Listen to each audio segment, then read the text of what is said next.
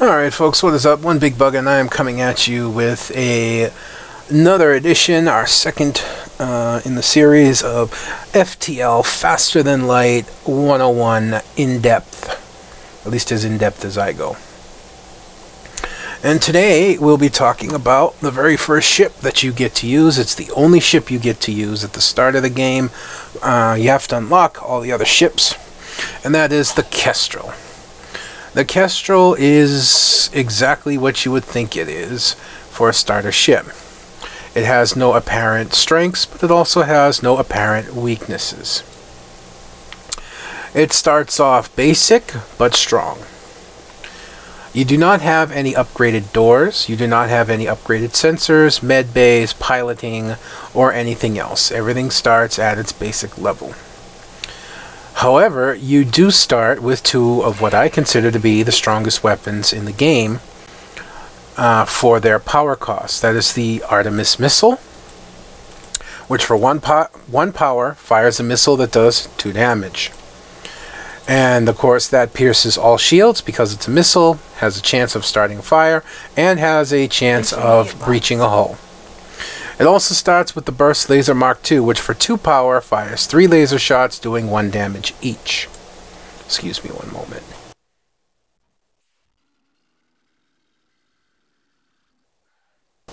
I apologize.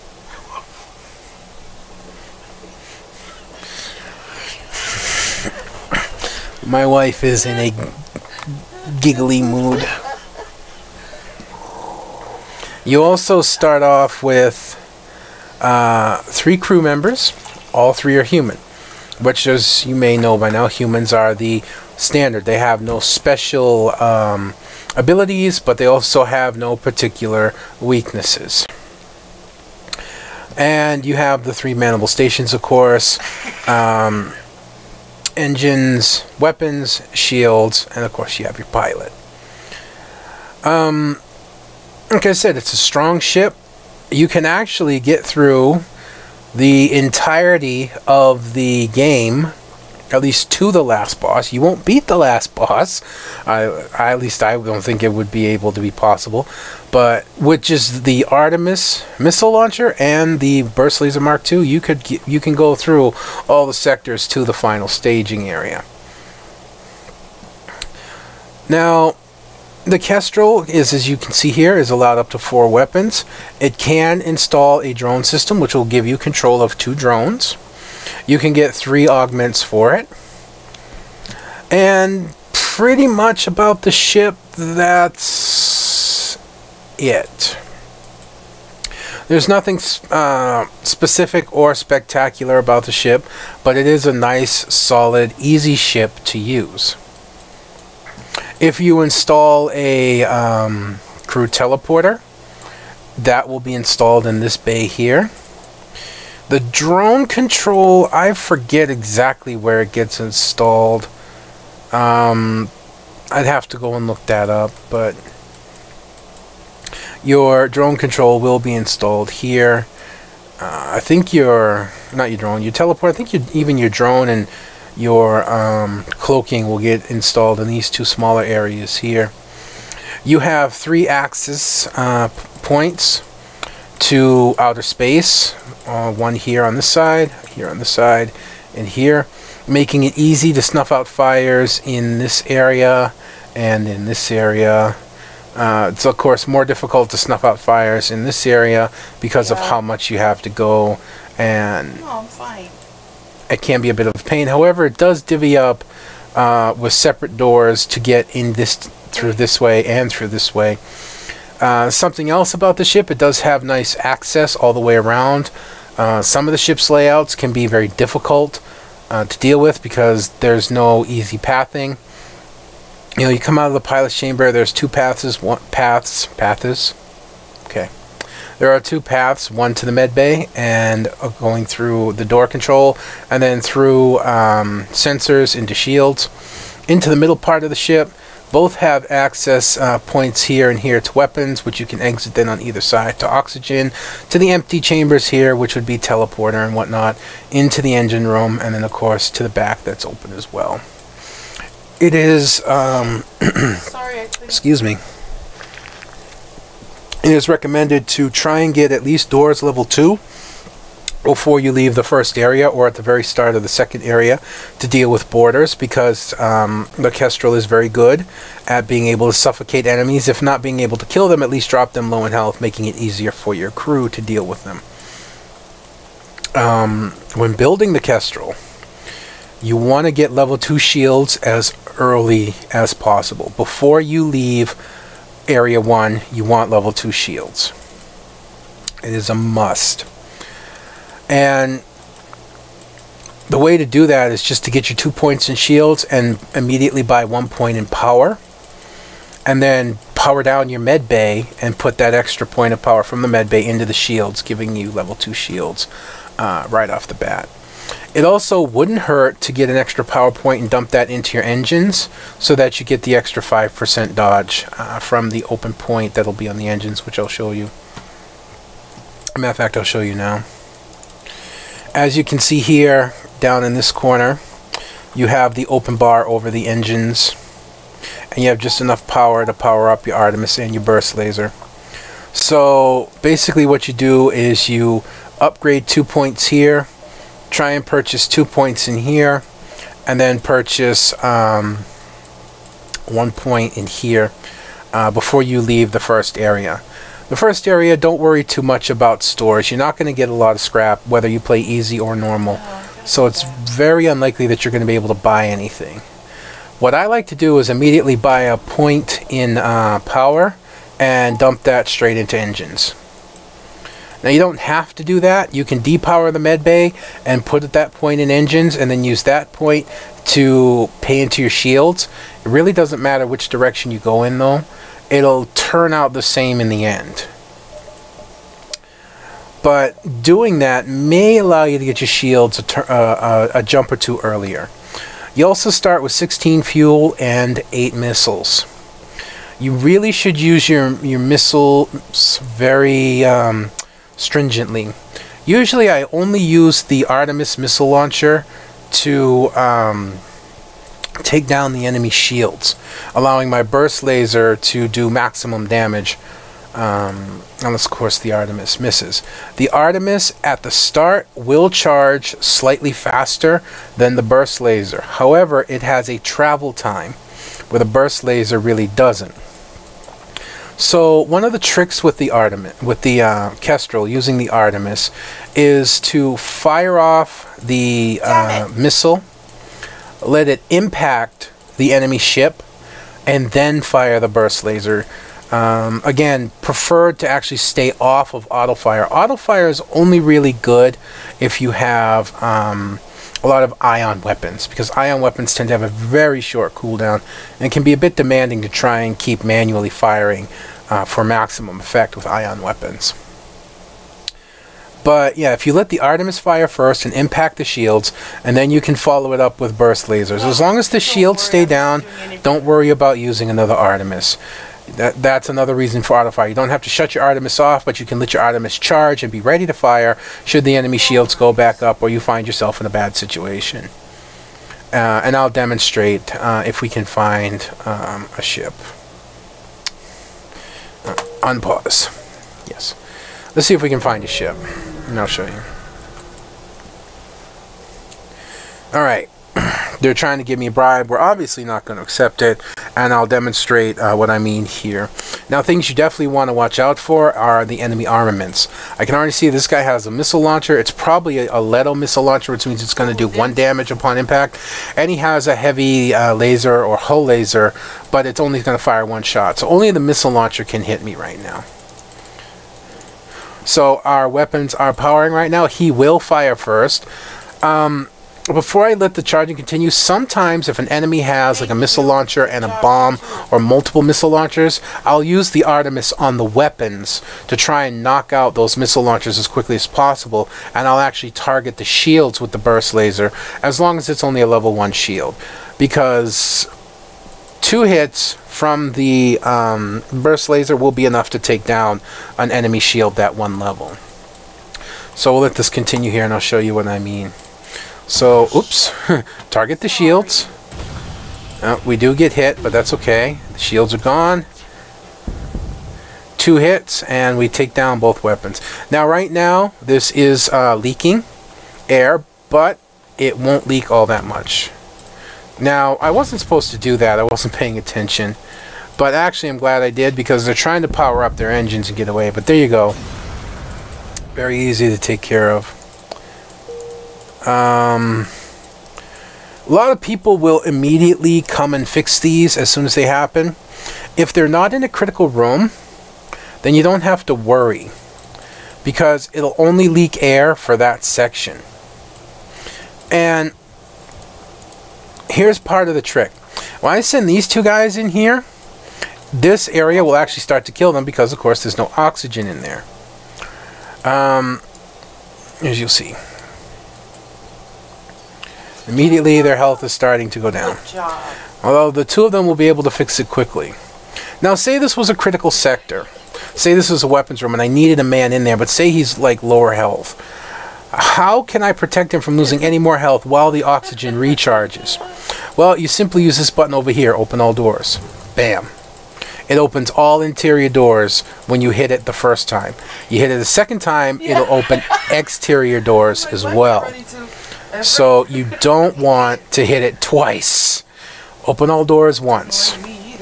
This actually allows the oxygen to balance out in the ship, putting oxygen into this room at an increased rate so that your guys no longer lose any more health. And you can close all doors as well. It's a great way to balance out your oxygen if you need to get into a room. If you're worried, like you're sending one guy in to repair and you're worried that he may not be able to repair the breach and damage in time, you can actually open the doors around him, allowing oxygen to funnel into the room, keeping it up a little bit longer and keeping the guy from taking too much damage while he repairs the breach. So it's actually very, very effective. Now, like I said, I messed up and I fired 2 Artemis missiles. So we're going to go one more. We're going to intervene and defend the Elves post. Right now, this guy has something very annoying, and that is the drone. The drone is the bigger threat of the 2 weapons that he has. He has the drone and he has a single shot laser. The drone can actually move fast enough on a rare occasion to hit me twice before my shields regenerate, which why I don't have my guys manning their stations is beyond me. So what I want to do in this situation is I want to target the Artemis onto his shields, and then I want to target my burst laser onto his drone control. So let's do that. See, my shields will often come up in time to block another shot, but yeah, there's that problem as well. Shields are down. Now we target the drone control. Bam. Drones are down. So all he has is a single shot weapon that can't do anything else. So at this point, I will not use the Artemis anymore. I will strictly use the burst laser, conserving my missiles and finishing him off. There we go. We got 3 fuels. We got our missile back that we used and some extra scrap and fuel and scrap for the thing. Now I'm not going to continue to go on. This is just a basic example of the Kestral. To finish up the build really quick, level 2 shields will get you through to the 3rd, about 4th sector. Once you're done with the 4th sector, you really want level 3 shields. And of course, you want level 4 shields before you reach the end. Preferred setup for the Kestral that I found works really well is 2 burst laser Mark IIs, a Pegasus or Artemis missile launcher. The Pegasus really preferred. However, if you go the Artemis missile launcher, then you can go a different 3-bar weapon, like a 3-bar laser, maybe like a heavy hull laser Mark III or something that fires 3 shots, something of that nature. But if you can get the Pegasus, go 2 burst laser Mark IIs, the Pegasus missile launcher, and then a single bar weapon that could be anything. It can be an ion cannon, it can be a small bomb if you have a lot of missiles, or something of that nature. Even a single shot like burst laser Mark I that only fires 2 shots, something of that nature, a 1-bar weapon, and that will actually make your ship very, very dangerous and powerful. in terms of basics. I'll go in more depth about crew teleporting and whatnot in another episode. Now we're going to go back to the hangar, because I actually managed to unlock the Red Tail, which is the Kestral's alternate layout. As you can see, it's also a different color. Now with this one, you have really interesting setup. It's not as streamlined as the Kestral was, but it's still pretty easy to get around. It's actually much easier to suffocate enemies out. As you can see here, you have doors here and here, as well as here and here, all reaching outside, so it's very easy to suffocate an enemy out, pardon me. And your engine bay is only 2 slots instead of 4, which is a little odd for a ship layout, but it has its advantage in terms of if somebody were to try and take out your engine room, they can only put 2 guys in there. You also start with a more varied crew, 2 humans, 1 Zoltan, and 1 Mantis. The Zoltan, and I'll go over this real quick, I'll go in more depth after, is they generate their own power. So wherever they go, for every Zoltan in the room, you get 1 extra power. So this is an advantage in terms of I can buy a slot in something, put a Zoltan in there, and I will actually fill that power slot without having to buy another power ability. You unlock this layout for the Kestral by having up to 6 unique aliens on it. I've gone over this before. Zoltan, Mantis, Human, Rock, NG, and Slug, at least 1 of each. Also have every system and subsystem installed. Every system is already installed. You need to purchase drone control, crew teleporter, and stealth technology, a stealth generator. Purchase those 3, and that will conclude that ability. And then there's this one, tough little ship. Repair the Kestral cruiser from 1 HP all the way back to full. Now, the drawback to the Kestral alternate, the Red Tail, is this. It only starts with, it looks great, it starts with 4 weapons, but they're all basic lasers. They all fire 1 shot. They're actually very weak. This is really good for the first 2 sectors, maybe 3. But once you get through that, you're going to start having a hard time. What you really need to do is transition quickly to more powerful weapons by Sector 4, I would say. But until then, you actually have a pretty strong ship. I'll show you here. Now, I like to put the Mantis on weapons, the Zoltan in the engine room, and the Human on shields. Now, as you can see, a drawback to this ship, of course, is the doors. They're not level 2. Much like the, that's right. We're going to power that down, power that up. Actually, we'll purchase our extra power bar. There we go. So you want to buy the doors level 2 as soon as possible, because you can suffocate enemies out better. You can also, like the Kestral, you want to buy shields level 2 before you leave Sector 1. You want shields level 2 by the time that you get to Sector 2. And then as the Kestral, you can keep level 2 shields until Sector 4, and then you can move on to level 3 shields around Sector 5, and then level 4 shields by the time you get to the end. And we'll show you this ship, hopefully in combat, as we have to deal with some nebulas. Of course! Yeah. And we lost our pilot doing that. That's hilarious. Oh, that's one of the risks of doing it. Now, normally I would just restart because it's early and losing a crew member is bad. But in terms of what we're dealing with right now, not so much. Now, what you really want to do here, and one of the advantages is you let all the lasers charge at the same time, and then you target them 1, 2, 3, 4. As you can see, taking out the shields. 1, 2, 3, 4. There you go. Now, that's not how I really want to do it, so we're going to try and find one more combat. While I was talking, if I had to do this earlier, I know my doors are down. Alright. 1, 2, 3, 4. Oh, nice. He knocked out my shields. And there went one of my lasers. You know what? Let's just restart this. And engine room. Power down the engines. Power up the weapons. You go to weapons. You go to shields. For the sake of demonstrating this, how you want to do this. Yeah. It was like, okay, here we go. This? Pew pew. Right, he's got a missile launcher, so 1, 2, 3, 4. Target all 4 at the same time. You can pre-target them because this is what you want. Bam. All 4 firing at once. Alright, we got a fire. Very easy to suffocate right there. Okay. 1, 2, 3, 4.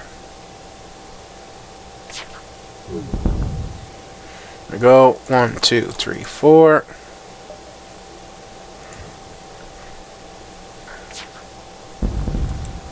Ta-da! It's very, very powerful ship early on, but you have to transition into more powerful weapons as quickly as you can. To not do so is to risk really having to struggle as you get into the later game. Again, much like the Kestral, 2 Burst Laser Mark IIs are similar weapons. Another 2 or 3 shot laser. You can go with a beam weapon if you want. I'm not very fond of beam weapons personally. But you do that, and then a missile launcher like the Pegasus, or even a bomb weapon in a Pegasus, or an Artemis if you can find one. Or any 2. You can, if you really need to, go 3-bar missile launcher other than the Pegasus, but something of that nature will really help. You and make your ship really powerful. All right. Well, that's it for the Kestral. The basic information. Again, with the red tail, like the Kestral. You can install drone control, which will give you 2 slots for drones, 3 augmentations. You also have 4 slots for cargo bay for getting extra items that you can't use or store. And of course, you get crew teleporter and stealth. I'm not sure where they install in this vehicle because I only just unlocked it, so I can't tell you right now where exactly they would install. But usually they install in like 2 areas like this, so you might have your crew teleporter here. Or you know, your drone control and whatnot. So You peons. it's a good ship in terms it's strong really early, but it can fall off very quickly. Another advantage is, of course, is that you have a Mantis. Mantises are very good at doing. They deal 2 times the damage, so they're really good at boarding and repelling boarding parties. However, you also have a Zoltan, and Zoltans have less health, so they're much easier to kill. But that power boost that they give you is really important and vital. You may think, well, it's only 1 power. Yeah, you don't realize how important 1 power bar can be, especially towards the end of the game. And that's about it for the Kestral and the Red Tail. On the next one, because I have both layouts unlocked, we will go over the Taurus and the Vortex, the NG cruisers. Until next time, folks, this is One Big Bugger. I'm signing out from Faster Than Light, Indepth 101.